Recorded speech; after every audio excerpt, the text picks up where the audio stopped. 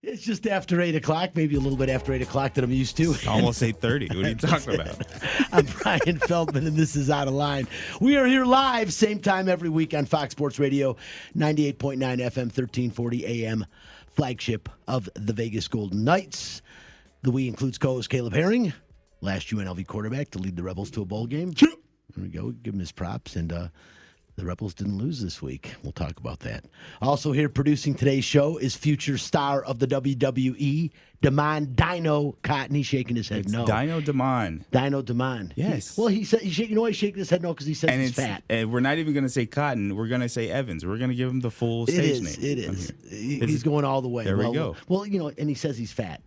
No, he's not. I know. I'm not going to participate in his delusions about himself. No, it's ridiculous. You look phenomenal. He went from 4 to 4.24% body fat, and it threw everything out of whack. He ate a cheeseburger. Everything. Now I'm terrified of Thanksgiving. I don't want to be anywhere near the guy. He's got a new haircut, too. I like it. He's changing it up. The week concludes with the guy responding to all social media questions and comments, our intern and social media director, The Wiz! Nobody beats the Wiz. Nobody beats the Wiz.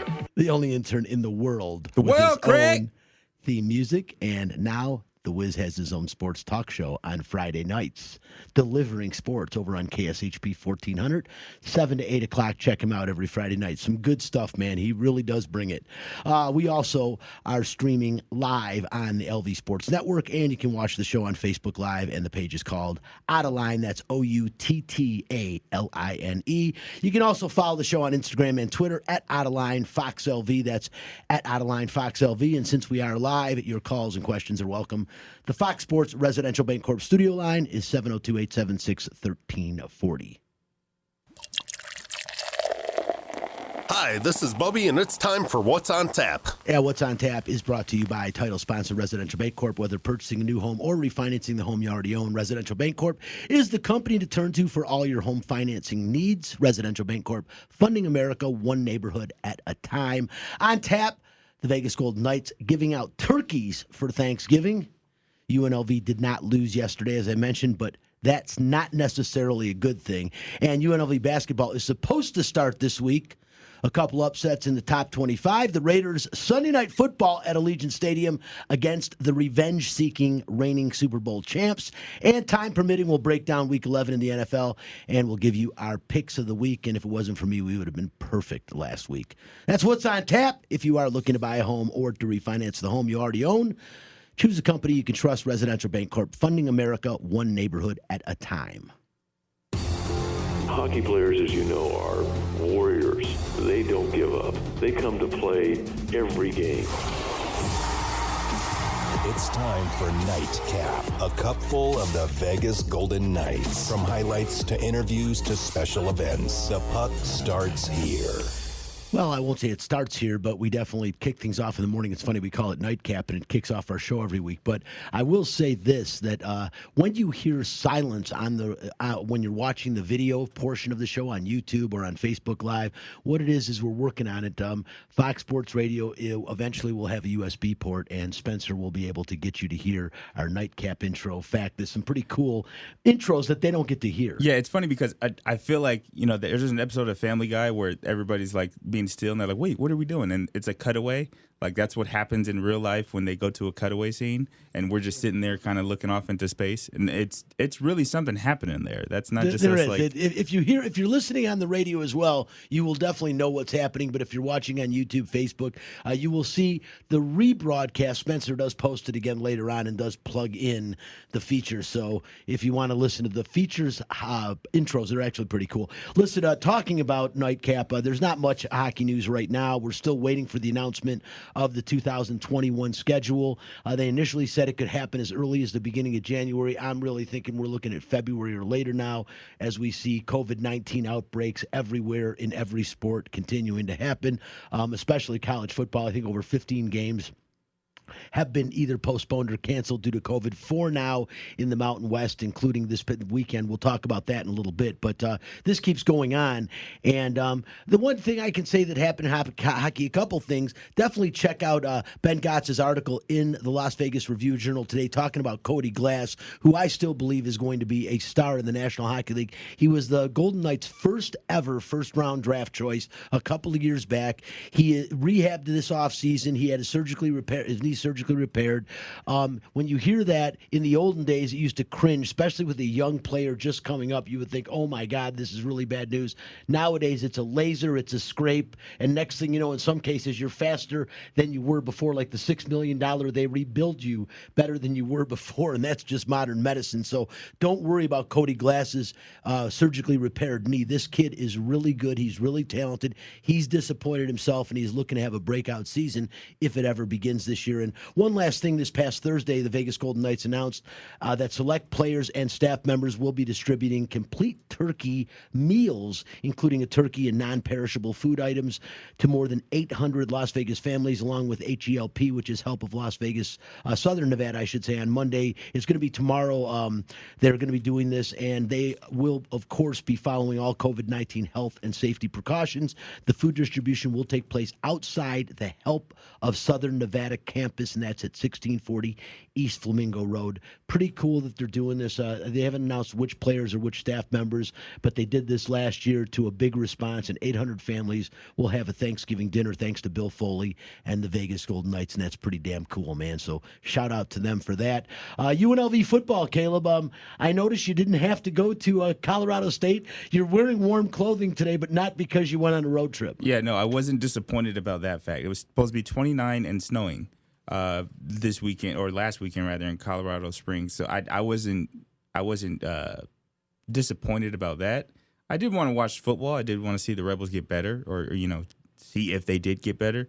But no, I was not. Did you just bleep me out? Was that like? No, I did the chip. I gave you props again because you want to see the Rebels get better. You want to see them lose and keep your record. That's not. I know that you don't, but the truth is, this is why they're not playing, and why Caleb is not as tired as he was last week after returning late night from San Jose State. UNLV released a statement Wednesday confirming the cancellation based on 4 positive COVID-19 test results in our football program. The resulting contact tracing and consulting with our medical and I knew you were going to do that. Epidemiology. I was looking at the word. I got it.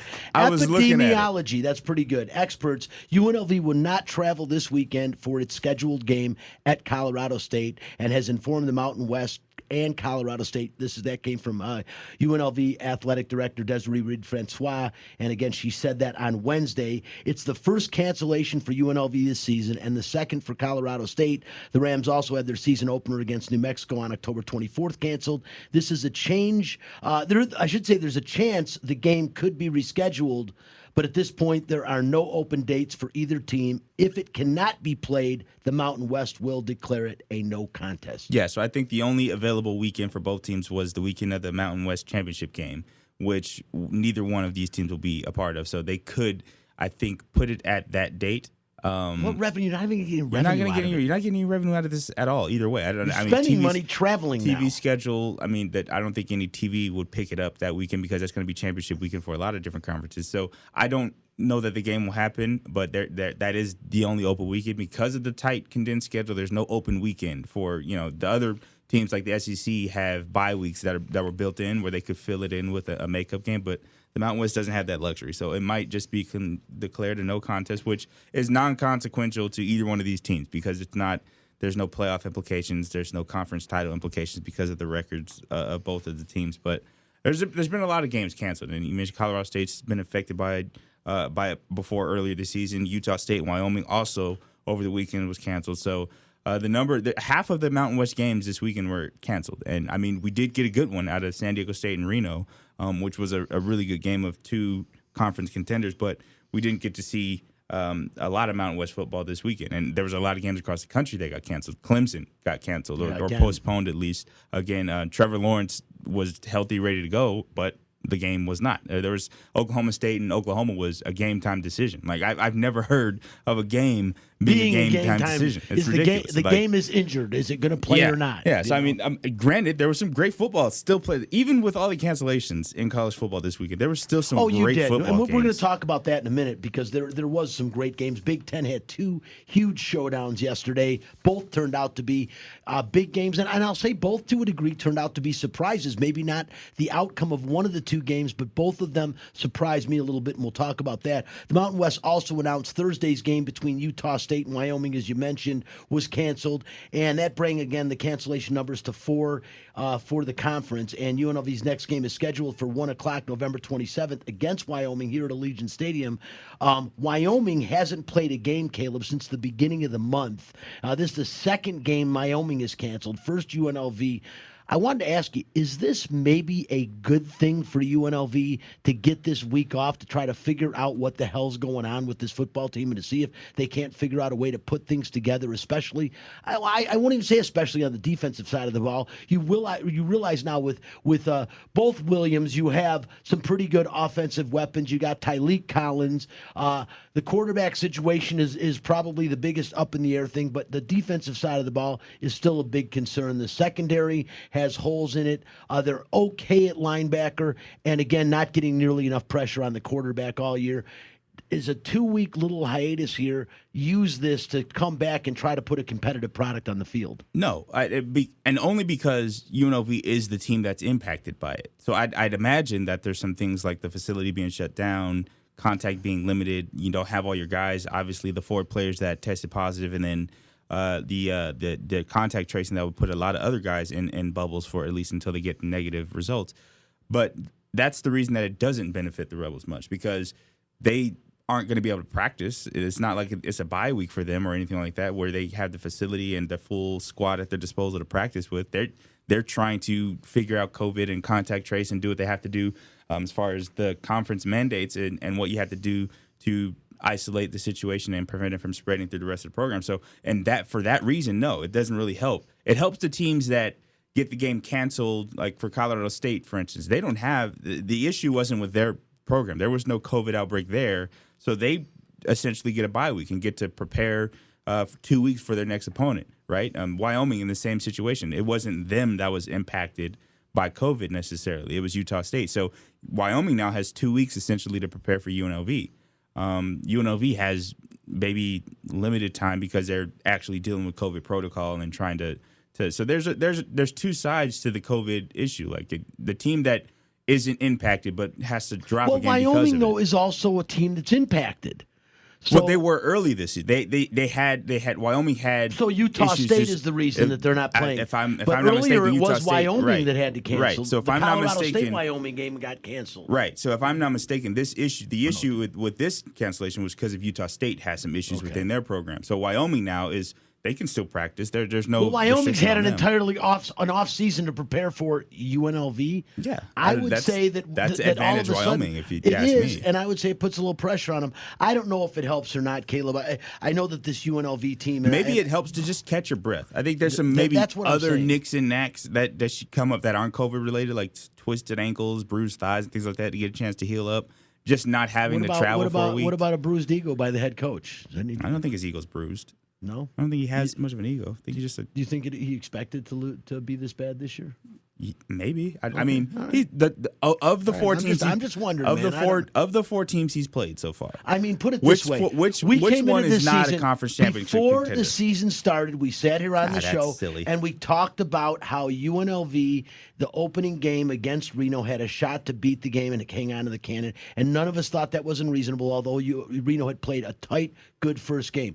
Reno is much better than we thought they would be. Reno's True undefeated. Or false? Reno's correct, absolutely, yeah. And they just got done beating San Diego State. They have arguably, based on who's playing, the best wide receiver in college football. And an experienced quarterback always helps too. But the point is, they are way better than we thought they would be. You're saying UNLV is not worse than you thought it would be? No, I think all things considered, no. I don't. Reno's a surprise. UNLV is who you thought they would be. Fresno State's also a bit of a surprise as far as how good they are. I would say so. But UNLV, through 3 quarters of both of those ball games, competed. San Jose State. They went into the fourth quarter. They went into the fourth quarter of Fresno State tied. And Fresno State's one of the only undefeated teams. No, they have one loss, but they're in contention for the top spot in the conference right now with Reno. They are. Right? So Reno, also a game that was But competitive through three the quarters. Mountain West looks just better because this year except for absolutely. UNLV. Every team in the conference, Utah State, New Mexico, and Wyoming all took steps back. So let's be fair there. There's teams that have also fallen off. Utah State fired their coach in a COVID season. I mean, that's where Utah State is as a program. UNLV has been competitive. They've not won a game yet, obviously, but considering that they've only had 4 weeks as a team to practice before the season started, I don't think it's worse than I thought it would be. They have shown little flashes here and there of being okay. I'm going to say, cumulatively, based on the body of work I've seen to this point, I'm a little bit disappointed. Overly disappointed? No, I didn't expect a lot. I'm a little disappointed, especially when I see the other teams coming up. And the key is, I just don't see a true quarterback leader on this team to help this team win. And I thought Marcus Arroyo should find a way to find a quarterback to lead this team. There's so much nuance to that. Okay. I mean, like all right. the fact that offensively, the two best wide receivers on your roster, Mekhi Stevens and Randall Grimes, aren't available to play this year. I understand the fact that 3 players in your defense who figure to be starters, right, haven't played a game yet. With Drew Techman, Greg Francis, and Farrell Hester. Those are 3 big names on defense. No. UNLV doesn't have the opportunity or the ability to absorb losses to their number ones in the depth chart. Like, they don't have that luxury. Okay, so that the fact that 2 of the biggest recruits in UNLV history have not been able to play as freshmen. They're freshmen. They're waiting in the wings for their opportunity, right? The fact that they haven't played yet, for whatever the reason is, the potential of growth there, the reasoning, because they haven't had 4 weeks of practice for a freshman isn't enough, right? There's so much nuance to why the Rebels haven't had a win yet, and why it's not. You're telling as me everybody good hasn't as, been impacted by. No, I'm not saying COVID? Every situation is different. I think UNLV is uniquely positioned to not be able to absorb things like this. All right. So that's just what you get. And if you are disappointed by that, if you're disappointed by the way the season's gone so far for the Rebels, that's fine. You have that right to be disappointed. I don't think you can start saying shots to the ego of the coach. I'm not sitting here crying in my soup over it. Sounds like sounds like you're bitter. No, like it sounds like you know what, it sounds Caleb, like the beginning of somebody asking for a head coaching change. Is what it sounds like. What it sounds like to me is que sera, sera. Here we go again. It's the same thing over and over again. And that's what you sound like. But it just feels like that. It doesn't though. It's first of all, 2020 is very different than any other situation we've ever been in. Very different. I said at the beginning of this year I'd want to write off the football season. Because I just don't. It doesn't feel right. Everything I'm watching doesn't feel right. Now there's teams like Cincinnati, there's teams like Marshall that say, "What do you mean we want to write off this season? This is a great season." Yeah. I get that, but overall, I just don't think it's. You don't, as you said, UNLV is impacted. Clemson's very impacted. I mean, Clemson's is natural injury, but Clemson knew they were playing a season all along. So there's the UNLV and the Mountain West as a conference didn't know that there was going to be a season until October. So there was 4 weeks of practice. Literally, that's all they had. Other teams had spring ball, but they're playing each other. It's not like they're going outside the conference and playing teams that knew they were going to play. All the teams in the Mountain West are facing the same situation, and everybody wasn't at the same starting block. There's teams. Reno, for instance, is returning a whole roster of contributing players. Fresno State, same thing. San Jose State, same coaching staff, same team. No installation of a playbook. UNLV installed the entire playbook, offensively and defensively, in 4 weeks. Caleb, I'm giving. Come on. I'm not shouting to fire the coach or anything. I haven't liked the antics of not getting out and talking to the media. Has there been any coach in history that has not had the same approach to the media? That didn't like the media? Has there been a coach in the history of sports that liked media? It's not. I'm sure there is coaches that like the media, but here's what I will tell you. Name them. Come on, I don't know. But there's none. Okay. There's nothing to tell there. But they all talk to the media. They all do their jobs and talk to the media. UNLV is not even a power conference team where you would think you'd want all the exposure you can possibly get, and yet you're hiding from exposure for what reasons? I don't see it as hiding. I think honestly, there's just not a reason to go outside of the mandated press. Just talk to everyone. Say, hey, what's going on, man? I don't get it. I don't think it's that big of a deal. And I think right now you have more time to do stuff like that than you've ever had. So why not take advantage of that now? I go both ways with this because I understand what you're saying as far as building a relationship with the community, the fan base, and things like that. I understand what you're saying, but in a time like this when so much else is going on, I'm not going to grade the media engagement based on this year. First of all, the media engagement that I've seen from this coaching staff, if you follow any of them on Twitter, they've been very engaged on social media more than any coach that I've ever seen. That's what I don't understand is just go out and talk. Because I think when you engage with the media, it's a very different engagement, right? There's a narrative that the media is trying to create, and we go for it. It's just the way things work, right? I think when you're a first-year head coach and under the circumstances, the narrative you want to build is the narrative you want to create. And the engagement you get, especially these days, you don't have to have traditional media sources to promote your program. UNLV's promotional websites and social media are one of the top in the country as far as when they put out like a uniform release. I don't know how you can say that. I mean, in the country. I'm just saying production quality, social media engagement. I'm sure they're doing their job. They're in the leading the curve when it comes to social media engagement on Twitter and Instagram and things like that, where they blast out things like their uniform releases and stuff like that. So some of the coolest things that they have are on social media. So they don't need you and me necessarily to promote their recruiting trail or what they're doing as a program. They can post a picture of the Fertitta football complex and blast it over social media and reach just a bigger audience, if not a bigger audience, than we do on Sunday mornings or any other local media for that matter. If Marcus Arroyo was dodging press conferences or his weekly presser or things like that, then I would say he doesn't do that. No, I understand that, but you're doing the minimum obligations required. And like I said, it's fine. It's the minimum obligations required. I just look at it as something different. I think it's an opportunity to get out in your community. He is brand new. It's his first year here. And I think it's a time you go out and talk. There's nothing to be ashamed of. Like I said, I am not thrilled or happy with the product, but I'm not disappointed. I don't think the guy should get fired or anything. He's got plenty of time to build and do this program. I thought we would see a little bit more productivity out of the quarterback position because that's his specialty. And I don't care how much time you have. When you come in as known as a quarterback guru, you don't expect your quarterbacks, all three of them, to be flat. Have you ever tried to like make a dinner without like the salt that you need? Like, have you ever like been like, oh, I need salt for this, and I know where you're going with it. I'm not going. I'm not. You cannot. It's not fair. I'm not going to say. And this is. I don't want to be disrespectful to any of the people on the roster, right? Because there's potential, and you have to maximize potential. But if you have a vision for what you want your quarterback to be, and it's not there yet, whether it's because the roster didn't have it or because the guys on the roster haven't developed into it yet, I don't think you can fully say that that's on the coaching staff. I think there's some responsibility on the players as well to perform, to actually play well. It's not fully on the coaching staff. I'm just saying this is just a mulligan. Yes. I think this year 2020 is a mulligan. And I'll give you the mulligan. Like I said, to me personally, and I have that right as you said, I'm a little bit disappointed. Am I disgusted? No, not whatsoever, man. I'm a little disappointed. The Rebels win the last 3 games of the season. What will you say? I will be shocked if the Rebels win the last 3. Literally shocked. So and I will Wyoming 2 or 3. What about 2 or 3? Is there 2? There's 3 games left. Yeah, Wyoming, Boise State, and Hawaii. 2 out of 3. What do you? Like if they win 2 out of 3 games left. If they win 2 out of 3, I'll still be shocked.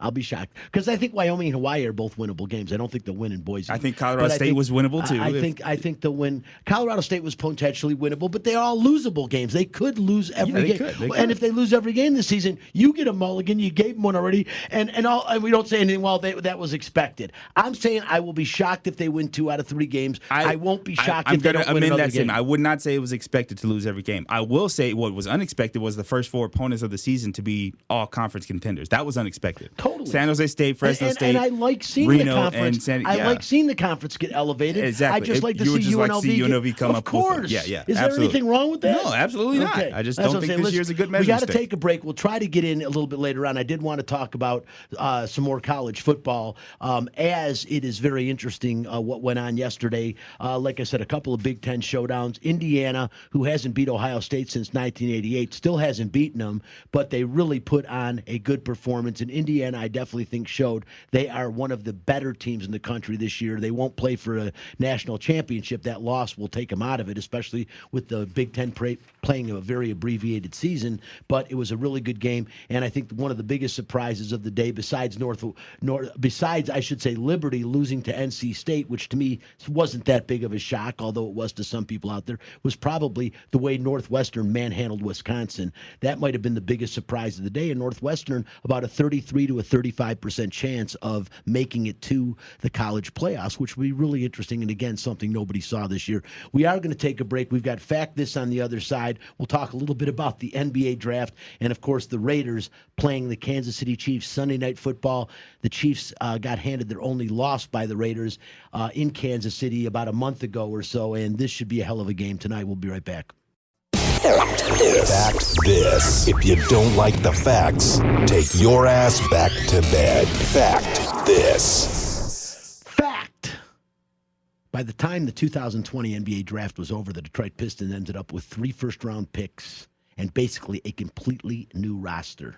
This, in many's opinion, was arguably one of the worst draft classes, talent-wise, in this century. So my question is, what the hell were the Pistons brass thinking? I want to start with Caleb, who doesn't have much to say on the subject because he could care less about the Detroit Pistons. But I also want to hear from the Wiz, who did a feature on this subject on his show on Friday. Caleb, I mean, I don't know if you followed it a little bit, but when it was all said and done, 3 first-round picks in what most draft experts say the thinnest draft since before the turn of the century. Why? I think the brass looked around and said, where do we live? That's right, Detroit. What does Detroit do? Detroit stinks at a lot of things. Sports in particular. We need to continue the tradition of stinking. How long can we get away with that? Let's see. 3 first-round draft picks in, probably the worst draft in the last 10 years outside of the Anthony Bennett draft.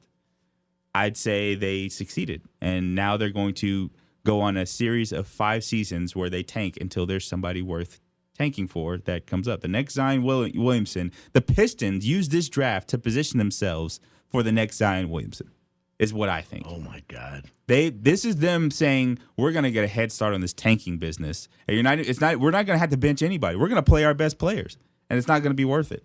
We're going to play all of our first-round draft picks, and we're going to be the worst team in the NBA.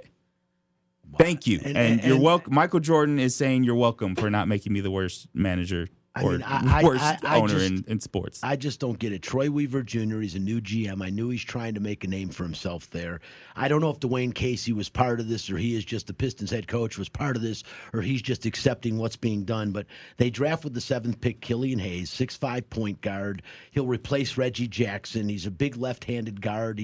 I mean, I like the kid. I think he's a starter in the NBA, but I don't know. Isaiah Stewart, 6'9" guy, is a burly center out of Washington. They acquired him in a trade from Houston.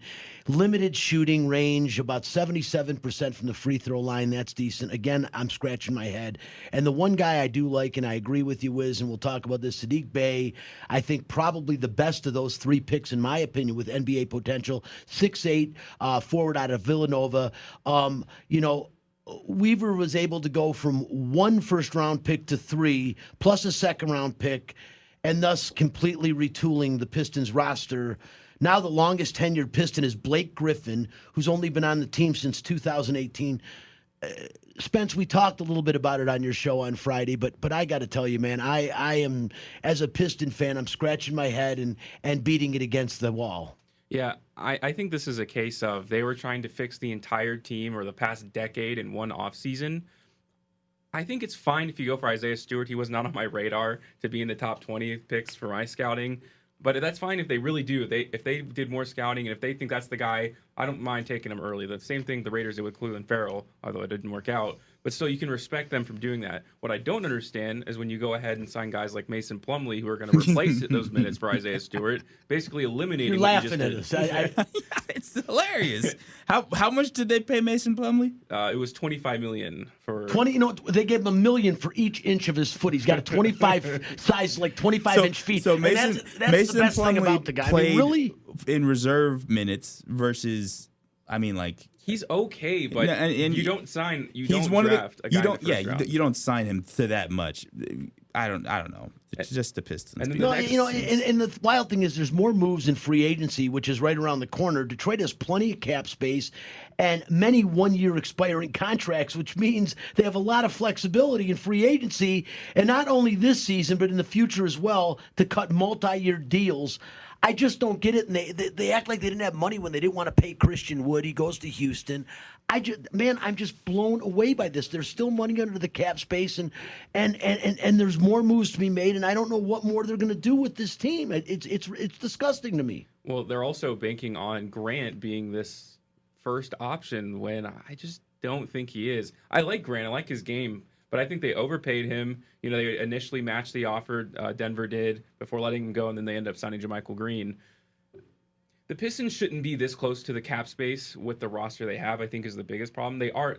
It is getting tight now, especially after Grant. I think they right. used up most They of had it. plenty of I think a lot of Before players Grant, made a yeah. lot of money in the playoffs, and I think Grant's one of those players. The way he played for the Nuggets in the playoffs, I think earned him more money than he's worth. No question And about it. That's I think Markieff Morris also with the Clippers is one of those. Marcus, I'm sorry, they're twins. Who cares? But the Morris, he got overpaid by the Clippers, which is ridiculous. I don't understand how he got paid so much, but the playoffs did that for him. I think, and Grant is unfortunately for the Pistons.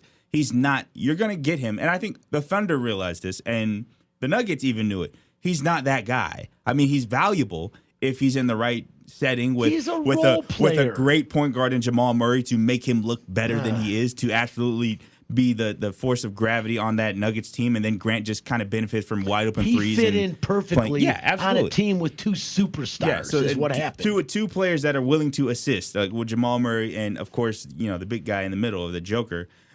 So he's the beneficiary. He's not going to be the beneficiary of anything. Like Blake Griffin is not a creator of offense for anybody. So I don't know what they're going to. I mean, he got paid, so good for him. It's not like he was hurting for money, but I mean, he got paid. So I mean, the Pistons, like I said, are just going to be in position next year or in the coming seasons for that big guy. Whether it's, you know, for some reason some megastar enters free agency and says, "Yeah, I'm going to go rebuild the Pistons." I don't see that happen. It's not a destination like that. It's not Miami or LA. It's not for the next couple of years, what the Pistons nobody in free doing, agency, when people are making decisions on where to go, nobody's ever said like the Pistons, maybe the Pistons. Nobody has mentioned the superstar. No one has mentioned the superstar acquisition. A guy only 25 years old, you know, was a top 3 draft pick in his class a couple years ago, Jahlil Okafor. And I think he's really going to turn it around in Detroit. They're cornering the market on backup centers. I mean, thank you. Yeah, he's going to turn it around in Detroit. He sure is. No, he'll make the Detroit River flow in an opposite direction. Yeah, I mean, draft, in all seriousness, it's a good point out with Okafor too. It really is. I think the draft sucked. Let's be honest. The draft was not. The draft sucked. You know what? I watched the first 3 picks to see where they went, and then I making stopped. sure that I probably won't watch a Detroit Pistons game next season. But that's I tell you what they what, succeeded in doing. Free agency this year has been fun to watch so far. I mean, like the if you're not pieces a that are Pistons moving fan. across the board, the trade requests, I'll agree and with things that. like that. I think the Lakers. I'm going to start there. I think the Lakers have made improvements to a championship roster. I think they'll be better this year with the additions of Schroeder, even though they lost Avery Bradley and Rondo, which would hurt. But adding Schroeder, You didn't have Bradley in the run last year. Did it without him. Yeah, well, he started 44 games during the season. No, but during I'm the saying regular in the- season, in the- in the bubble and stuff. in the like bubble, that. he when it wasn't mattered, he there. wasn't there, and it was. And we it were able didn't to pull matter. it. They played without so him. I think Montrezl Harrell and Dennis Schroeder also trying to make a play for Marc Gasol. I think he's going to end up re-signing with the Raptors. But I think the Lakers got better. I think the Sixers got better. I think the process shifted gears. I think they still have a dilemma in how they're going to play with Ben Simmons and Embiid. I think both get in the way of each other. I think they're limiting their own love to potential. play with the two of them, but they could both stay healthy in the same season. I don't. I would think their styles don't match. I think Joel Embiid needs to post up more and dominate in the paint. I think Ben Simmons needs to run in transition. I think the Sixers were their best the year they went to the finals, the Eastern Conference Finals. They were their best when they were in the open floor, running in transition and spreading the floor with J.J. Redick and some of the other shooters that they had. That they absolutely blew the house up and got rid of all of them. Covington also, the guys that ran the court and played with everyone. That's Ben Simmons' style of play. A big issue with them, Caleb, was without question their number one pick when they really they banked on Markelle Fultz, and he just didn't materialize with the Sixers, and that was a real disappointment to them. I And still then of think course, with what they had, with they were Simmons still getting good. hurt and Embiid getting hurt, those things just killed the Sixers because it really looked like when they drafted Fultz, I thought, wow. These three players, man, they kind of got the big three. I just don't think worked the out. skill sets of the two best players really mesh as great as you would want it to with Ben Simmons and Embiid. Now they've added Seth Curry and they've added Danny Green, who's not the shooter he used to be, but he can they're still trying play. to get back the spread and the floor out for Embiid and for Simmons. I'm going to tell you right now, I think Philadelphia will be a fun team to watch this season. Will the Hornets be a fun team to watch? Yeah, the Hornets will be a real fun I think team they'll to be a watch. fun reality show to watch. Yeah, I want to see LeVar Ball and Michael Jordan one-on-one. That'll sell more tickets than any Hornets I think game. it is going to be a very interesting, fun team to watch this year. Will they win a lot of games? Who knows? But they're going to be a fun, interesting bunch to watch. Definitely some personalities and characters on that team. Listen, real quick, guys, before we go to the last break, we don't need to take a break? Oh, Devon said we don't need to take another break. Before we talk about the NFL then, since we're a little bit short on time, we talked a little bit earlier about NCAA football, mentioned a few of the games. Big Ten yesterday, two big games in the Big Ten, Indiana and Ohio State. And, you guys talked a bit about Justin Fields, and we were talking about him during the break that, really, wasn't the player or did yesterday's game hurt him throwing interceptions for the first time this year. He threw 3 of them in the game. Didn't look at his best, but you know what? I disagree with Spencer said during the break that it hurt his stock. We definitely saw his vulnerability in areas, but every player has vulnerability, and no one's going to be on point every single game. I think Justin Fields has a tremendous upside. I think he's a very coachable player, and he plays with a lot of energy and excitement, and he can throw the ball accurately, although yesterday you would scratch your head a little bit about that. But did it hurt his draft stock? I don't think a great deal, Spencer. I still think you don't have a lot of quarterbacks coming out this year that will be great. A guy that keeps improving his draft position, which makes me laugh, is Ian Book of Notre Dame, which I think is showing a heart of an NFL player, and for a smaller guy, he may make it. But I just don't. I don't see what you're seeing. That one game is going to destroy a guy who's making a run for the Heisman Trophy's career. No, not destroy. I don't think that's the problem. I'm talking about like there were talks about trading up to get a guy like Justin Fields. I think that conversation's done. I think if he falls to you, you take him. I've never seen the second best quarterback in a draft have such a bad game. And it's not like the interceptions were accidents, like tip balls. And you're like, oh, he had 3 interceptions. One of them was. 2 of them, I would say. And he got lucky. One of the interceptions got fumbled, and they got the ball back. So he really should have had 4 interceptions in that game. No, there was 3. There was 3 interceptions. The fumble, it counts as interception, even though he fumbled. I mean, so that was the really poor decision, just trying to do something he shouldn't have tried to do, which is, like I said, it's kind of a mulligan.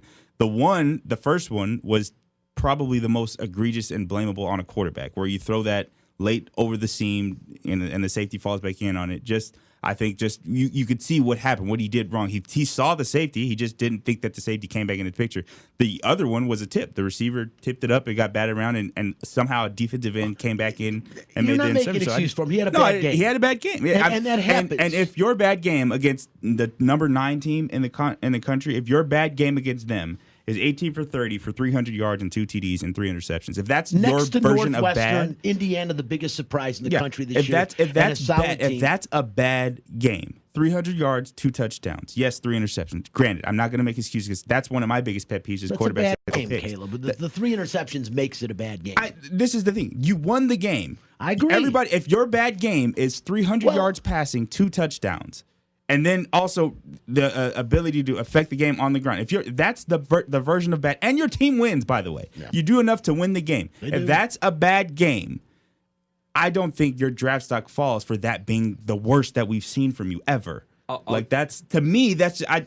I'm not. First of all, if you're cashing all your chips on one game as far as draft evaluation, your franchise is already doomed. Like you've probably drafted some pretty terrible players based off of one single performance. We know it's one, but I think Justin Fields' draft stock is what it was. He's the second best quarterback available in this year's draft. I don't think that's disputable. If you're in need of a quarterback, he's going to be your second choice. One thing before we move on from this, I just wanted to say Ryan Day's decision on that 4th down was very, very shocking. It is amazing when Kick you the are field one goal. score. My God in heaven, with goodness. 4 minutes to go in a game, how, and especially a team like Indiana that has an explosive offense. They've thrown for 500 yards on you. Seriously, they got a wide receiver who arguably is in the running for the Bolitnikoff Award. Their quarterback, I mean, he's not going to be talked about. He's not going to win a Heisman Trophy, but I'll tell you what, as far as a college football player goes, Penix Jr. is as good as I've seen out there. 491 yards, Amazing. 5 touchdowns against number 3 Ohio State. Yeah, amazing. He's on the map now. I mean, he's going to make an NFL roster off that alone. No You question can talk about about it. drafts, maybe not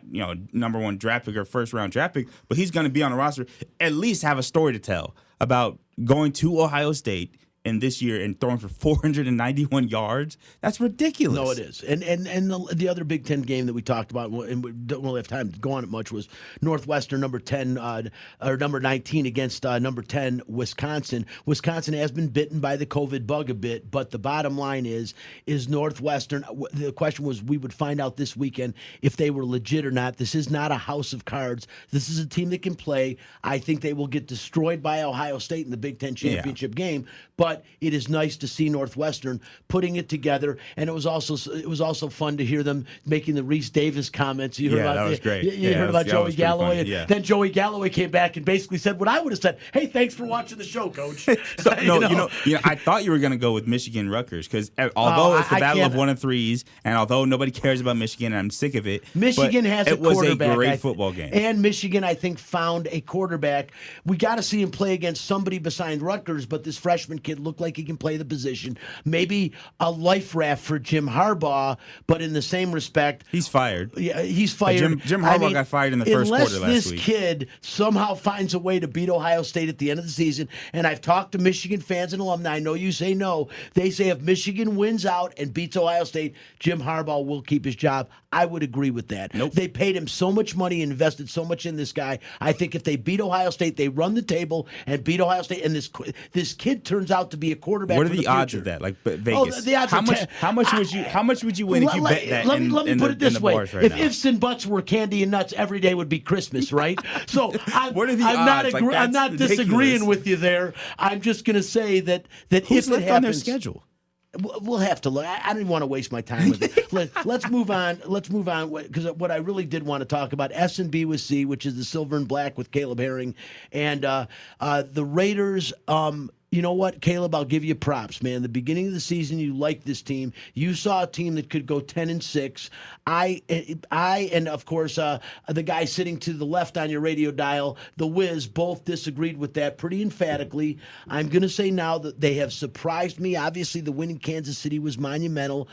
You even said you're going to probably go with the Chiefs today. We'll talk about that in a minute. But the bottom line is this Raiders team has been a very pleasant surprise. I thought the only pleasant surprise we were going to see with the Raiders this year was Javen White making the team off of UNLV's roster. You all were clamoring for Marcus Mariota to be the starting quarterback. I'm not going to deny in the that. offseason. And I'll tell you right now, they've looked good, but this is a task. And if they can climb this hill tonight, this is a legitimate contender in the NFL this year. I don't think it's going to happen, but I am pleasantly surprised.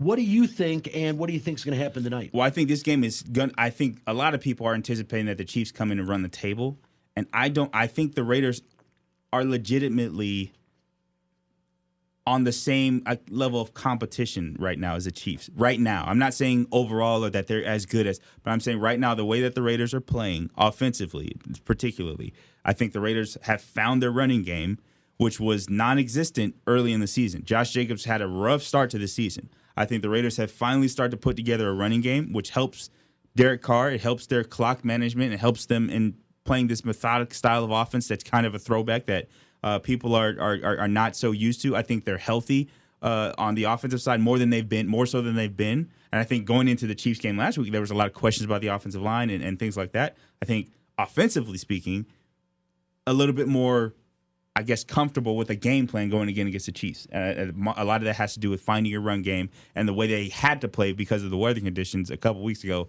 in Cleveland. That helped them find their running game. So I like that aspect of things. obviously defensively had a good game plan, maybe whatever. Maybe it's a combination of the Chiefs having an off day and the Raiders defense being on fire the first time around. But the Raiders played well enough on defense to get the job done in critical situations. I think they have a chance to do that as the defense has grown. 8 guys who were on the COVID contact tracing list are now back. They're available, so whatever that means, that they've had a couple days. I think that was on Friday. They had a couple days to practice and get ready, but I don't think that's going to be consequential. I think the Chiefs are going to do what they want to do on offense this week, and I just think it's going to be a game of keep boys. I think it's going to be more competitive than people think, but I just don't think the Raiders get done. I think this season has been a surprise to a lot of people, but not me. Looking at the team and what they had, I think the pieces were there, and I said this is Derek Carr's last opportunity for me to give him a pass, and he has to perform well this year with the weapons they gave him. He has. He's been one of the top 5, I would say, quarterbacks all season as far as the way he's been able to lead the team and produce on a consistent basis. Derek Carr's top 5 quarterbacks this season. So, you can debate me all you want about that, but just looking at the eyeball test, quietly as kept, Derek Carr's had one of the best seasons of any quarterback this year, and that's just how I feel about it. So I think the Raiders are in position to make a playoff push. I think the Chiefs still run away with the division at the end of the day, but I think the Raiders will be right there as far as the number 2 spot in this division. So I mean, it's no surprise to me, but a lot of people were on the Raiders hateration wagon or whatever it is. Maybe just critical fans like the Wiz. Well, a good assessment of the team this year. I believe today, really, the secondary of the Raiders we've seen has shown vulnerability throughout this year. They're definitely going to have to play well today. Tyreek Hill, the most dynamic player in the NFL. When he gets in the open field, he reminds me of a poor man's Barry Sanders. I mean, he is electrifying and exciting, and of course, arguably the best tight end in the game with Travis Kelce. We already know that. We can talk all about him. Allaire has been incredible running the football, and they haven't even gotten to Le'Veon Bell, who's sitting there waiting in the wings. I said anytime. too that Edwards-Helaire was the best draft pick in the first round at 20. He was just the fit with the team. He was the best draft pick. He is a lot of fun to year. watch and low to the ground and a hard guy to tackle. And I really like watching him run the ball. The way he fits with that offense is perfect. It is. It is perfect, and it's going to be interesting today. Like I said, it's really going to come down to the defense of the Raiders, getting pressure on Patrick Mahomes and containing the running game. And that's a lot to ask when you're talking about the most dynamic offense in the NFL right now. And on the other side of the ball, the Chiefs defense steadily improving as each game goes on, and they could give the Raiders fits. But I still think there is some vulnerability in the Chiefs secondary. And if it can be exploited, Derek Carr, when he is accurate with the passing game, which he has been on a lot this year, could give the Chiefs some fits. I just can't see him staying in this game at all. I think they'll get blown out. I saw Chris Wynn making a comment on so I had to say the same type of thing. I agree with you, Chris. And by the way, speaking to Chris out there, I just wanted to let you know, tell a good friend of ours that you work with jointly, Bryan, that all of our thoughts and prayers are with him. I know he's recovering from COVID-19 and double pneumonia, and want to let him know that thoughts and prayers are with him here with us, man. Bryan, hope you get well. I'm looking forward to seeing you back out there working the games and doing stuff in the near future. Listen, real quickly, going with the Raiders and just our final thoughts on today's game. I think we're all pretty much in unison in studio here and outside of studio. The Raiders are going to have trouble winning this football game today. I don't see them winning. Damon, you see them winning? You're shaking your head over there. You see the Raiders coming through today and winning back-to-back games against the Chiefs in one season? You bet I do. I think Raider Nation, baby. I think it's always good to have a homer in studio, and Damon Cotton knows his sports and also knows how to kick some ass. But I think today there's a little bit of homer in his pick. I could see it in his voice. We're in their heads, man. They've been talking about a bust. They've been talking about a victory lap all week. They can't get it out of their heads. Well, the scary part is the only reason I wouldn't want to see him win today is you're never going to beat him 3 times this season. If they beat him twice, they got to play him in the playoffs the third time.